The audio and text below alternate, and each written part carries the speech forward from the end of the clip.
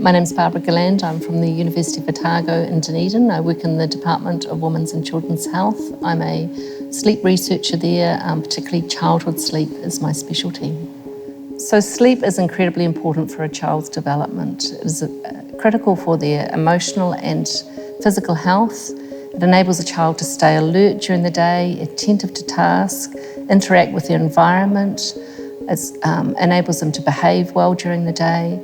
And particularly for growth, it's incredibly important because growth hormone is secreted during sleep. So children and adults, of course, cannot do without sleep. So there's quite a very strong link between childhood sleep and obesity. Nearly all cross-sectional studies and many longitudinal studies show there is an association between poor sleep, and that's around sleep duration, short sleep duration, and poor quality sleep with the risk of obesity. So children, it depends on what age they are, but a child preschool age, 3 to 5 years of age, needs approximately anywhere between 10 and 13 hours of sleep. It varies incredibly for the individual child. And it's not just about the amount of time they get of sleep, it's also the quality of that sleep. So how often they have consolidated sleep rather than waking up a lot during the night. So it's about quality and quantity. So there are two main types of sleep. There's the non-rapid eye movement sleep, which is a deep stage of sleep, and there is rapid eye movement sleep. So children have a lot more rapid eye movement sleep than adults do. It's critically important for their growth, for their brain growth, and particularly for learning and memory and emotional regulation. So those two stages are around the quality of sleep that a child gets, and so they cycle through rapid eye movement and non-rapid eye movement about every 90 minutes right across the night. So it's critical that they have both of those to be able to function optimally during the day. A child that has good quality sleep will behave extremely well, will be attentive to task. Probably the question is more around how do you tell a child that doesn't have good quality sleep? And often there's signs and symptoms of that. As adults, we tend to be really sleepy when we don't have enough sleep. Children tend to be, that sleepiness is manifest as behavioural problems, so they tend to be more hyperactive, more impulsive, more inattentive. There are a lot of signs just looking at the child's face in terms of whether they've had a good night's sleep or not. You get the dark rings under the eyes.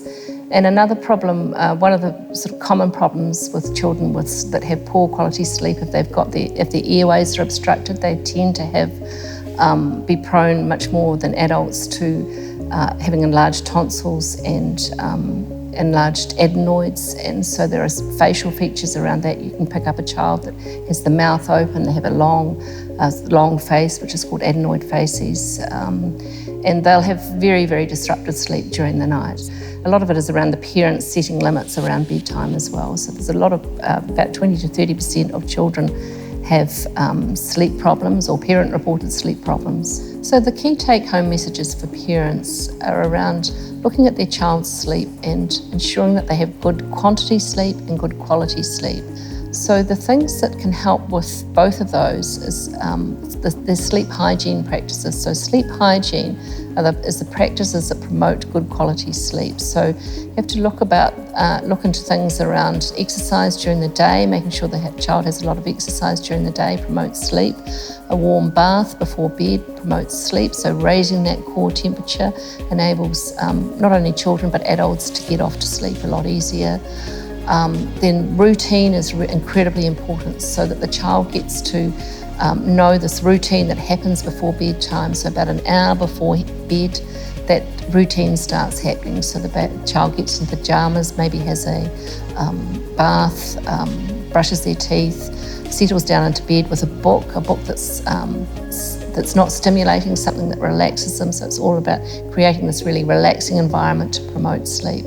Same thing in the morning when the child wakes up, we need to pull the curtains back and let the child know this is daylight, this is time to wake up now, we're ready to go. So all those associations with the environment really help a child sleep. But also a parent really needs to look at their own sleep, because there's a really kind of vicious cycle around problematic sleep in a child can cause a lot of anxiety in the parent. The parent might be getting up several times during the night, so their sleep is deprived. So they're cranky during the day, and that can influence their parenting, that then influences the interactions at bedtime, and becomes more problematic for both parties. So really it's about not only the child's sleep, but also the parent's sleep. And certainly if they've really distressed about their child's sleep, problematic sleep, they certainly need to go to their GP to talk about it.